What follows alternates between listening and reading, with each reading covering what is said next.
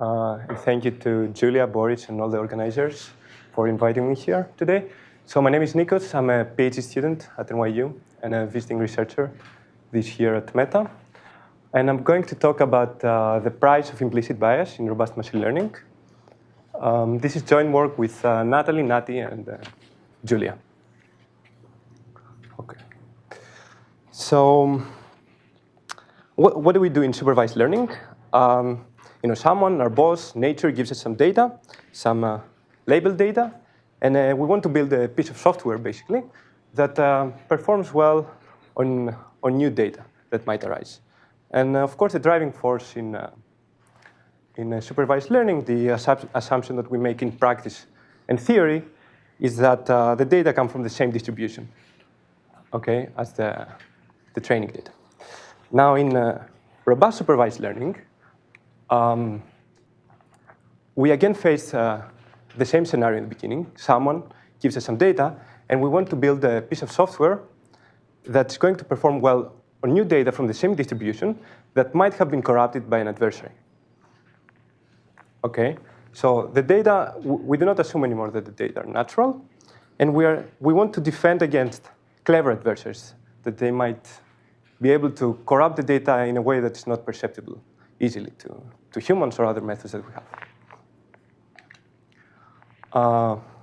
For you that are familiar with this work, this whole idea, if you've heard of the term adversarial examples, it originated in computer vision almost a decade ago now, where people for the first time observed computer vision and also spam detection, where people observed for the first time that, okay, you might have a neural network that performs very well on image recognition tasks, and it's able to predict that this is an image of a car.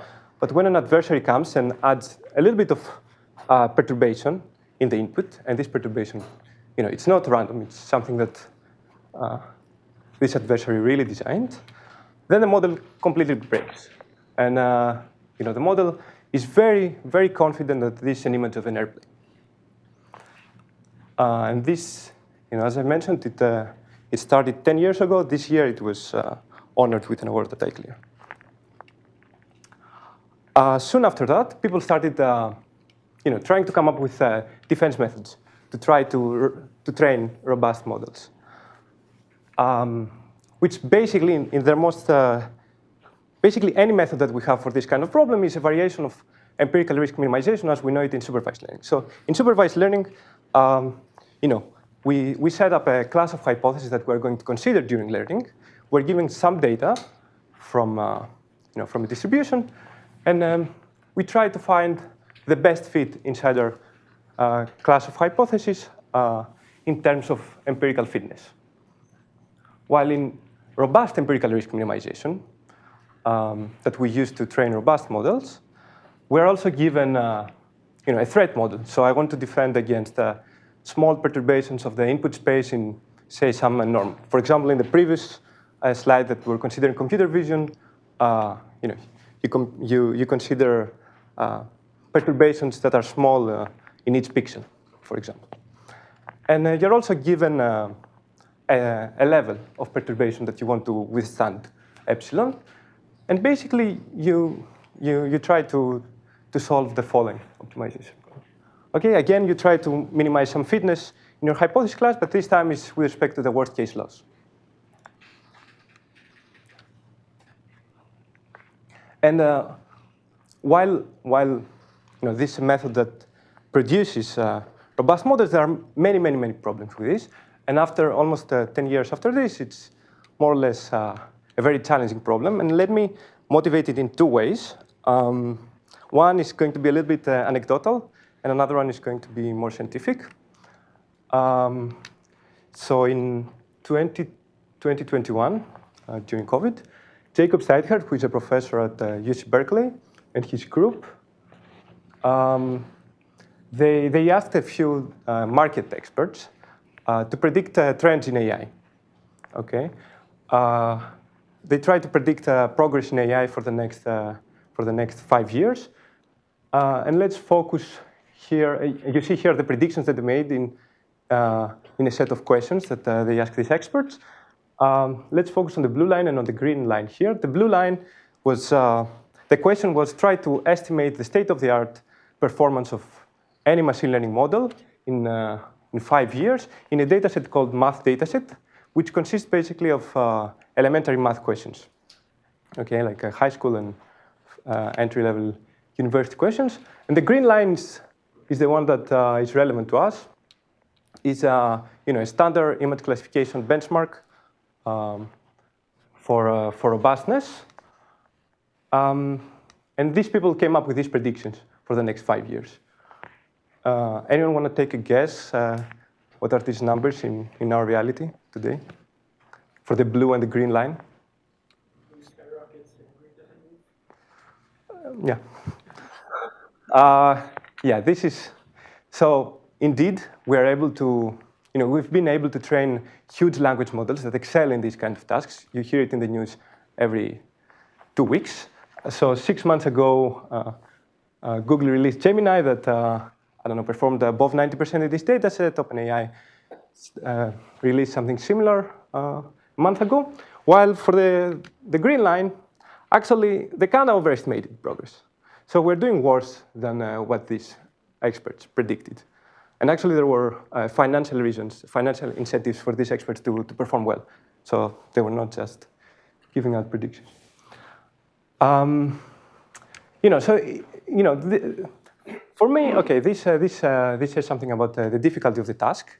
And a more scientific reason why this is a hard problem to train robust models was given in a paper in 2020 at ICML from Zico Coulter's group at CMU, where they trained a big model in image classification robustly, and basically they did what people were doing here in 2021, and what they found was that actually during training, when you train this model, you suffer from some things that are atypical in supervised learning. So what they observed is that the orange line is the robust train error that goes to 0. We're able to optimize models, but we suffer in generalization. So the blue line initially goes down, but then goes up again as we continue training and training. And probably as important as that is that the robust generalization gap is big, which is really atypical for supervised learning when we train models to interpolate the data, and we hope, and in many times we achieve to generalize. Yeah. Sorry, just a question. Yeah. Why do we believe there shouldn't be a gap? If you're trying to learn a model which is like smooth in the sense. Mm-hmm. What if the stuff that generated the data, so what you are comparing to a tester, and what if it's not smooth? You're going to have a gap. Right. Yeah. Why do people study this kind of benchmarks with this kind of perturbation, etc.? Is that they believe that, I don't know, a human does well, or there is a teacher that generated robustly. Yeah, this is indeed one hypothesis that which actually is empirically seems to be disproven because people use more and more data. I don't know. Here they trained on this is an image on a big model on CIFAR-10 with original training set, 60K data, but they've used millions of synthetic data to train on these kind of things. And actually there, the robust generalization gap shrinks, and you don't see overfitting anymore. So there is some robust reality for these problems. At least this is my working hypothesis. Okay, so these are problems for which you kind of hypothesize that there exists a robust, so you're looking at, okay, in that sense, of course. Yeah, this is my working hypothesis. Let me give one more reason why I believe it's an interesting problem, just to maybe attract the attention of some deep learning theories in the talk. So, there has been this discussion the past few years whether, neural networks perform very similar to kernel methods. We've heard some things from Bohr's talk. All this originated from this paper on NTK.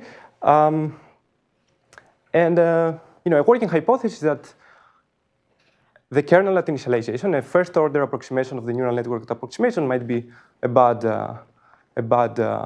substitute of the neural network. But as training evolves, if I compute the first-order approximation after each epoch, then I have a better suited model.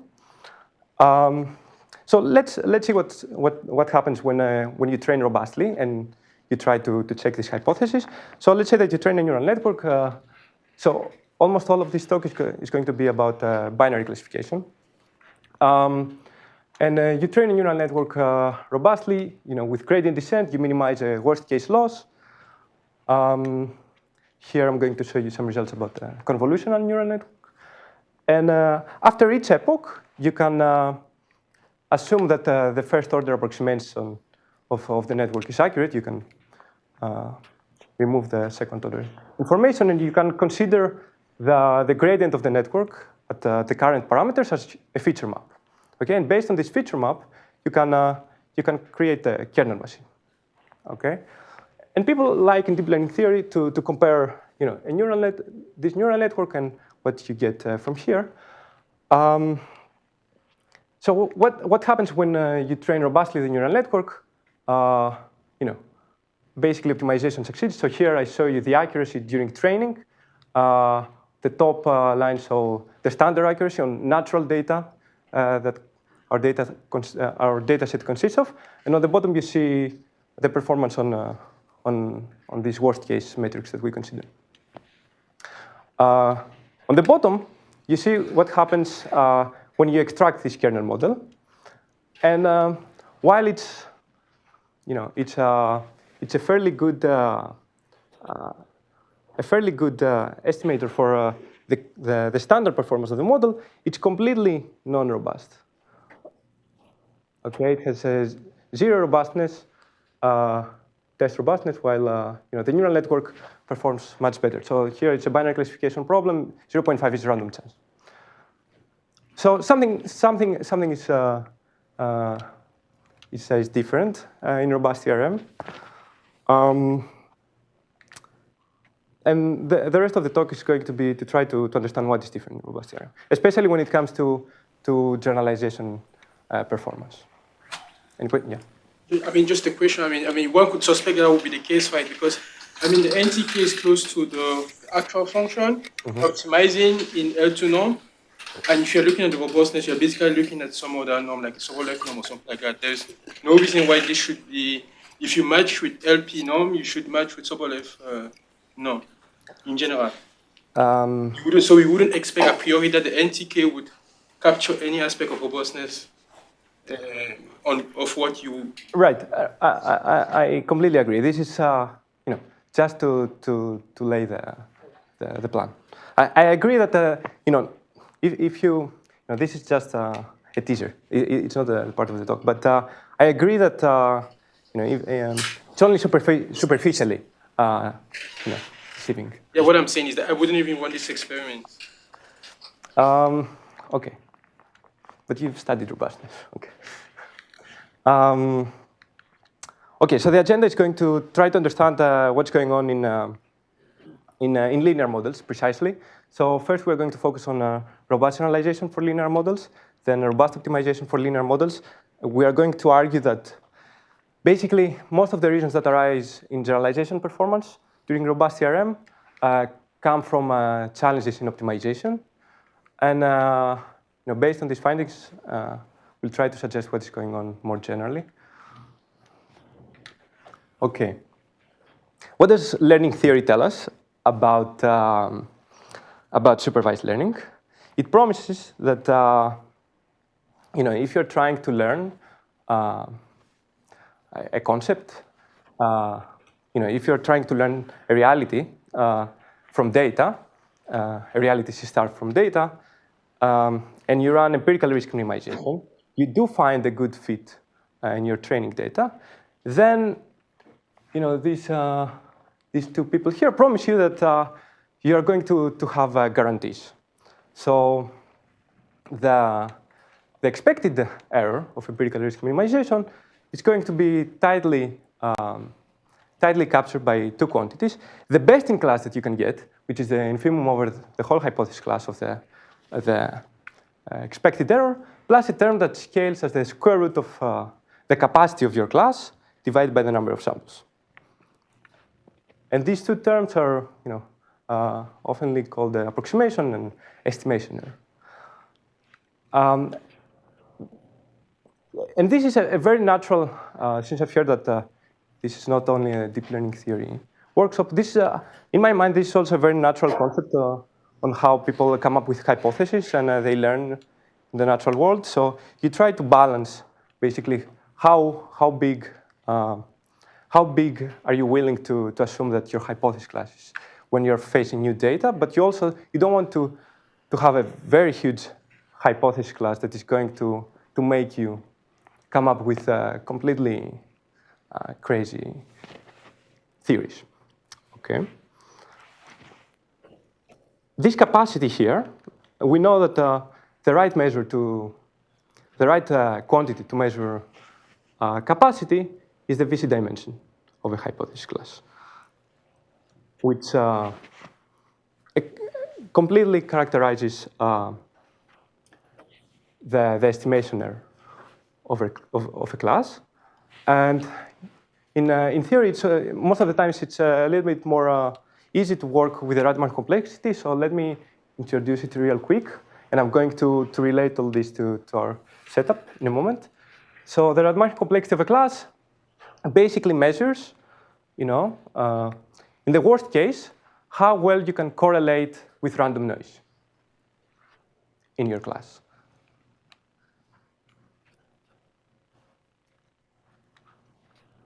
And you see here, this is the trade-off that we talked before, that the two errors, the approximation and estimation error, have completely different behavior as you increase the capacity of the class. So how does this relate to our problem? So here's the learning problem that we're going to analyze. So consider, as I've said, linear models. Consider a hypothesis class is this calligraphic age of linear models, where we constrain the LR norm of the vector. This might seem arbitrary. Why to constrain the norm if you haven't heard about these things before? In my understanding, this whole idea originates, at least goes back at least to Tikhonov in the 60s, where he considered regularization for ill-posed inverse problems. And interestingly, Vapnik in his book calls this regularization as the first method of intelligent inference. Anyway,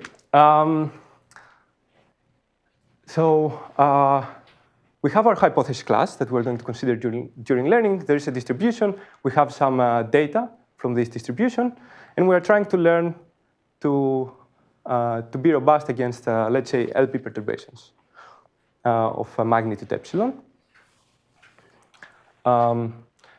And there is something similar to what I promised you before for this case. So these bounds promise you that if you minimize the robust empirical error that we introduced in the beginning, basically you have similar guarantees, where instead of considering the capacity of the class anymore, you need to consider this slight variation of the Radman complexity that we introduced before, that basically quantifies how well you correlate with random noise in the worst case, based on your data. So for our purposes, you should imagine this axis to be the worst case Radman complexity that captures.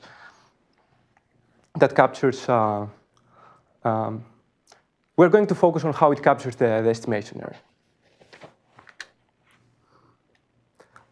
In 2020, for this class of models, we got, Awast et al. Got the following guarantees, that this quantity here basically is tightly characterized by, so let's focus on the upper bound first. It's upper bounded by the Radman complexity, original Rademacher complexity of the class. So what controls the estimation error when you are not trying to learn robustly, plus a term that scales with the magnitude of the perturbation. And it also has, interestingly, a dimension-dependent term. A dimension-dependent term that depends on the input dimension D. So our input space here is RT. The type of perturbations, LP perturbations, and also the regularization norm R that we specified. Why is this important? And also the lower bound tells you this is not a fluke of the analysis. This dimension-dependent term is important. Yeah, as I mentioned, this term exists. It doesn't exist if you have this fortunate expression here. You have control over R. You have control over the hypothesis that you consider during learning, but you don't have control over P because, for some reason, your boss asks you to defend against L-infinite perturbations, let's say. And only by looking at this quantity, you can, if you're trying to do model selection, if you're trying to specify the class that you're going to consider during learning, then you might believe, and actually it's a good idea that you should better regularize in the dual norm of the perturbation. Any questions about that? Yeah. Maybe something else. Okay. This is for the linear case, right? Yeah. So if you are in the nonlinear case, are we even sure that when the VC of H is finite, so when H is learnable, then H bar is also learnable? Is this known? The case VC? If I have a finite VC class H and I look at H bar, the H tilde, is VC H tilde also finite? For the nonlinear case. For the linear case, seems to be. Yeah. So in general, no. For robust learning, it's not as standard learning. So, okay, let me discuss it later. But it's not similar. But let me not say something wrong. But here, everything is So can I ask actually? Yeah. So in the situations where Rademacher complexity gives you not just upper bounds, but also, let's say, lower bounds for how well you can learn for your excess risk, is it true that the Rademacher complexity of H tilde can be put in if you then ask what's the best case you can do for these worst case perturbations? Yes. This is what I claim. That I see. Yeah. Is that completely obvious? No, I wouldn't say so. But it's not, as we just discussed, it's not an equivalence relation. So it's not like in supervised learning when VC dimension or Rademacher complex promises you everything, that if it's finite, then you're going to learn. For worst case, it's not equivalent. But it still provides guarantees for the type of. Okay, thanks. Yeah. Sorry, can you elaborate a bit more on why the suggested regularization should be this form? What happens if R is small? Right. Yeah. So,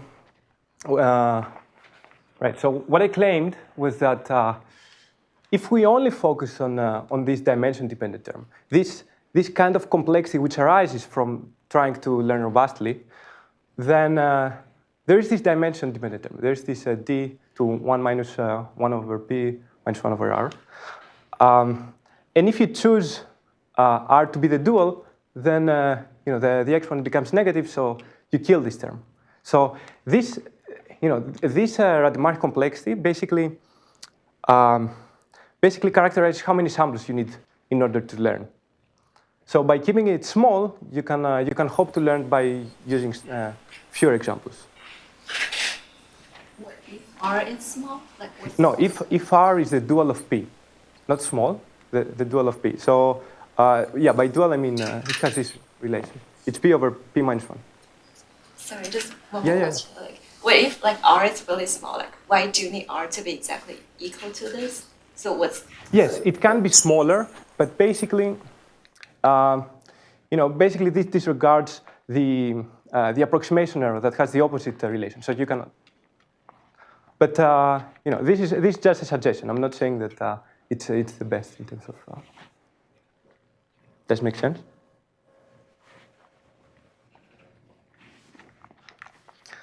Okay, let me summarize what I tried to claim here.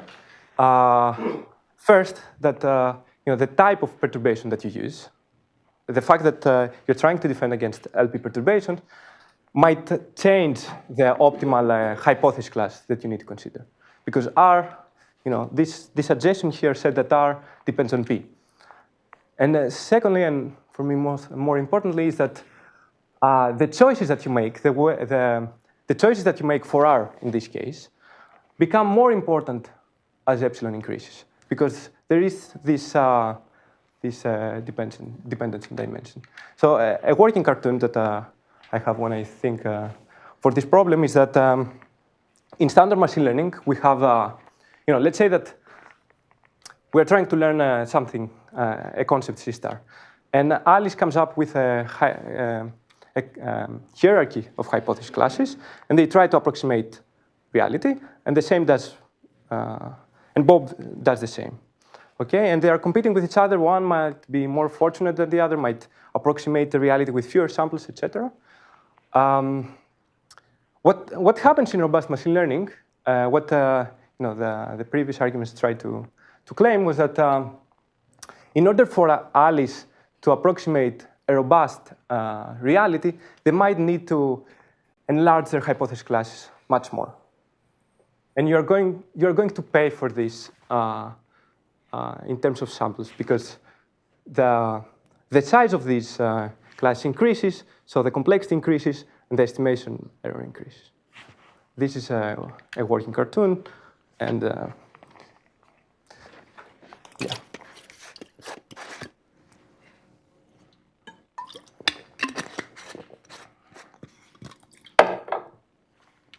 And someone might ask, why do we care about this? Why do we care? That there exists bad hypothesis? Can we just regularize with the right norm? Can we just be clever and choose the right norm a priori? And the point of, I guess, of this work is that in supervised learning, we don't really have this choice. When we specify a neural network, when we specify a loss function, when we specify the optimization algorithm, implicitly we make choice about the model class. Okay, and this implicit bias of optimization, is there, no matter whether you want it or not. And the point is that when you're trying to learn robust models, this implicit bias might become much more important. And I'm going to try to demonstrate it in two ways here. So first, let me argue how the optimization algorithm might screw things up. So let's say that same scenario as before, you're giving some data, you're trying to minimize an unregularized loss function, okay, the empirical loss here, let's say that we consider the exponential loss, and you have linear models, okay, and a worst case loss that is with respect to some perturbation LP. And let's say that the optimization algorithm that you use is steepest descent, but the steepest descent with respect to any norm that you might give me. Here, let's say that's an LR norm. Okay, what is a steepest descent with respect to? So gradient descent, as you all know, chooses a step that is in the direction of the negative gradient. In steepest descent, when you can change the norm, basically you're following again the gradient, but you allow yourself to be constrained in a different geometry. So basically, by changing the norm here, you change the optimization geometry. You change the way that you navigate your landscape. So what happens if you run this? If you try to minimize this? What we show is that for any data set, And for any separable data set that can be separated, training data set that can be separated robustly with these perturbations. So basically, if you can reach a zero train error, and for any initialization from whenever you start, for learning rate that is small enough, then you get the following behavior at the end of training. You at infinity, basically, your hyperplane. So observe here that this is an exponential loss. So in order to minimize it to zero, you need to drive its norm to infinity. Okay. For any non-infinite value, it's going to be non-zero. So if you minimize the loss, then at the end of training, you're going to end up with a predictor whose this worst case margin here is going to be the maximum possible margin across all predictors that you might get. Let me clarify it a little bit more. The right-hand side here basically tells you that at the end of training, you didn't specify any hypothesis class explicitly when you started training, but you're going to end up with a predictor that has the minimum LR norm, where R is the norm of the algorithm that you chose, which classifies your training points robustly. And for R equals 2, so, excuse me, I don't know if I mentioned it. So this steepest descent with respect to the Euclidean norm is gradient descent, okay? So for R equals 2, you see that the most simple thing that you might do, try to minimize the loss with gradient descent, gives you a bias of L to norm, regardless of what P norm you chose. And okay, if you want to select the dual regularization, then you can, if you want, you can specify the algorithm to work with respect to the dual norm.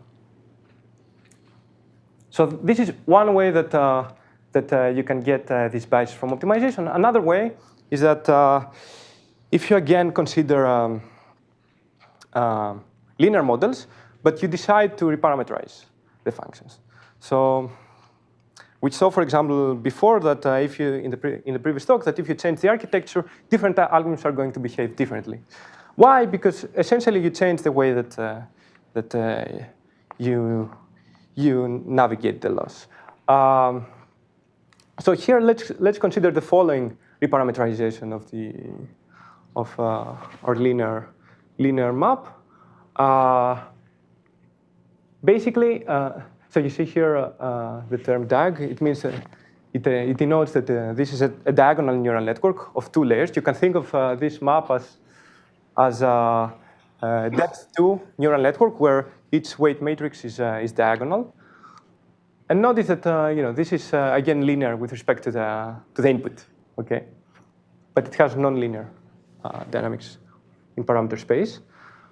And let's say that you try to do the same thing, okay? We try to minimize the empirical worst case loss with this kind of architecture. Then what you get is a completely different bias than the one that you got before with linear models. Basically, you get, if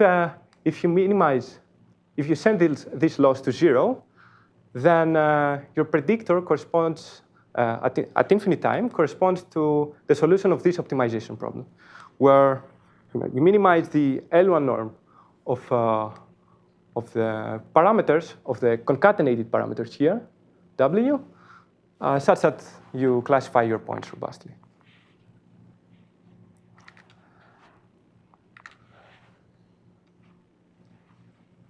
Yeah, and the L1 norm is dual with L infinity, so this might be a good idea to do if using this neural network might be a good idea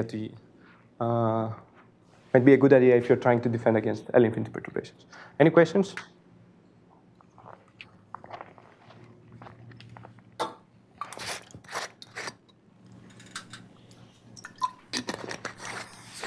Yeah.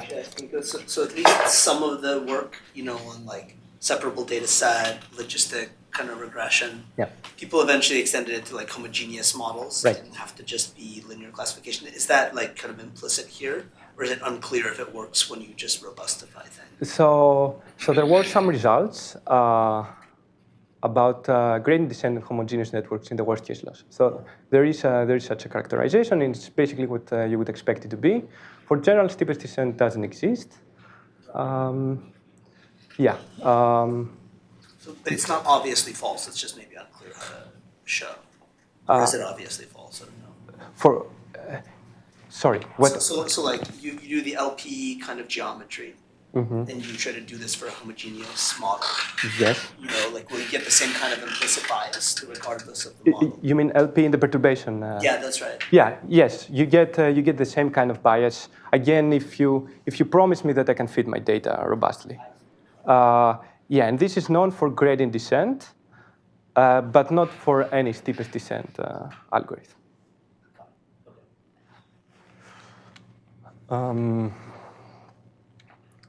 Okay.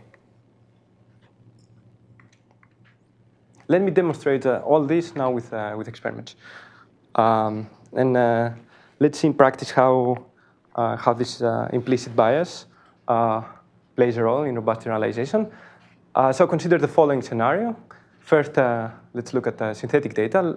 Assume that you're given some data from a Gaussian distribution. You have a teacher, a d-dimensional vector that labels your data. That also comes from a Gaussian distribution. And you want to learn this mapping, and you want to learn it robustly, okay, against L infinity perturbations of the input.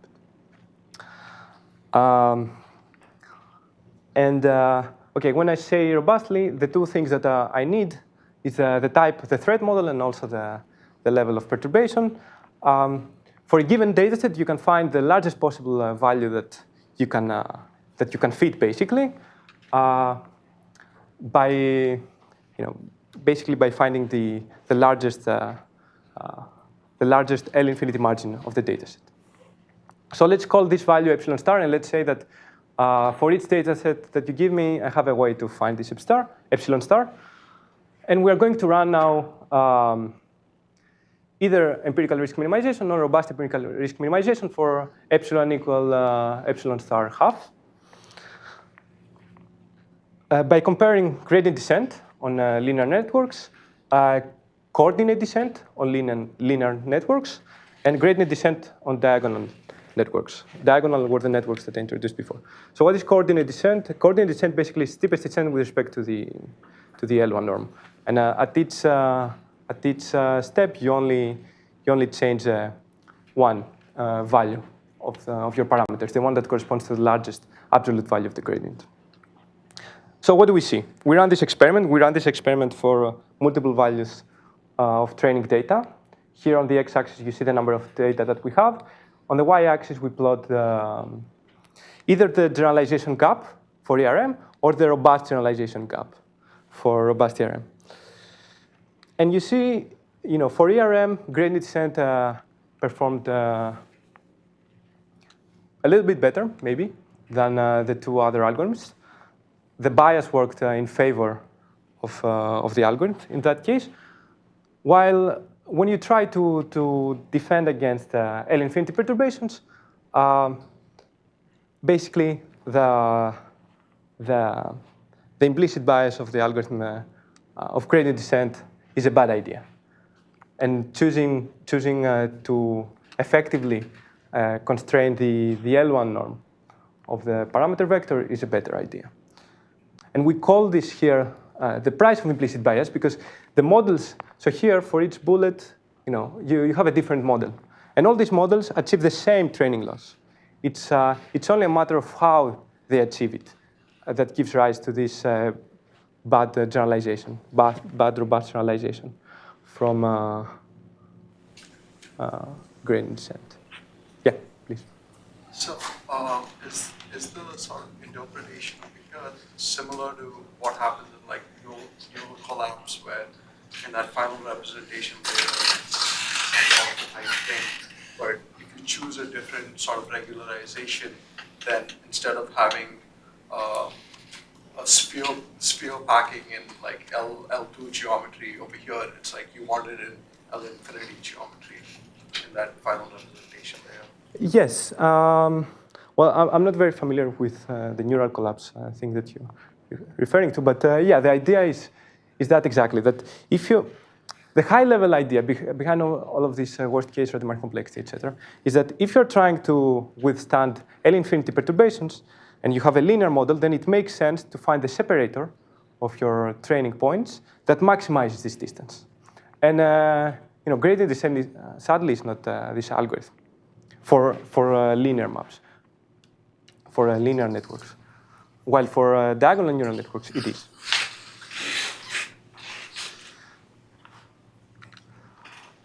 And you can see this more dramatically, I guess, if you pick a sparse vector, W star, that is going to generate your labels.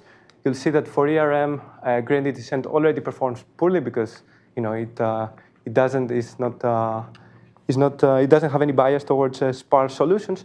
But the moment that you try to train robustly, the situation is much more attenuated.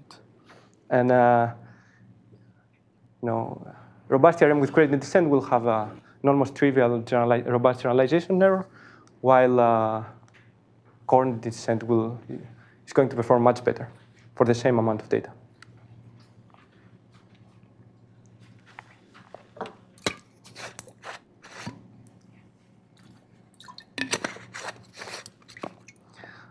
All this was about simple models, linear models. Okay, why would you expect to have something similar in neural nets? So we ran some experiments. When you have nonlinear models, it becomes more complicated to characterize what kind of regularization might be the optimal one for a given perturbation set. Okay, you might still come up with a few ideas, but let me show you just a few examples. So on the left, you see, again, binary classification on some image classification dataset. And we compare two different algorithms for the same architecture. So you have here a two-layer neural network, a homogeneous neural network. On top, you see the performance in ERM. You see that you are able to reach 100% train accuracy, and test accuracies are similar for the algorithm. But sorry, I didn't mention the algorithms. So it's gradient descent and sign gradient descent. What is sign gradient descent? Basically, it's steepest descent with respect to the L infinity norm. And every time it was mentioned before, it only considers the sign of the gradient, not disregards the rest of the information.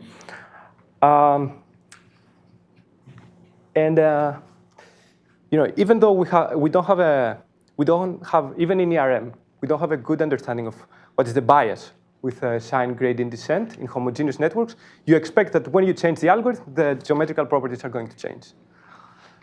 So we assess this here for robust ERM.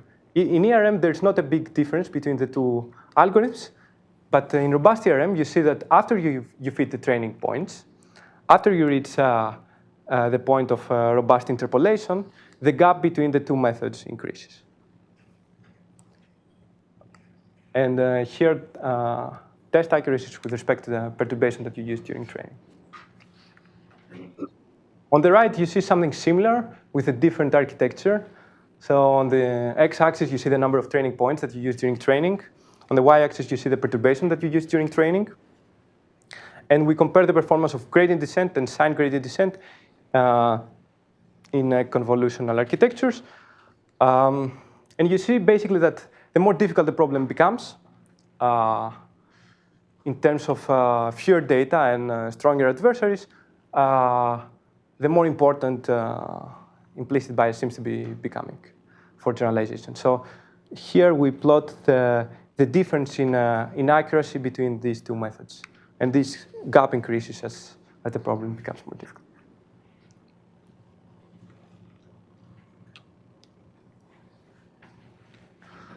Okay, to summarize, in my mind, this findings suggest two things.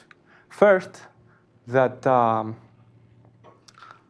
as we're trying to build robust or safe models, the choices that we make in the process seem to matter more. And you might get this as pessimistic news, meaning that we really need to nail down the assumptions that we make about our problem in order to have models that generalize. But on the other hand, you might get it as good news. Going back to the slide in the beginning with the experts, these findings might lead you to believe that by changing regularization architectures, etc., in robust deep learning, we might still hope to build better models. And a second point conclusion that is interesting for me is that if you do believe that this story that I told you today about complexities and capacity control is important and relevant for deep learning, then this robustness arena is a good playground to test theories that you might have, because the effect of the bias is more evident.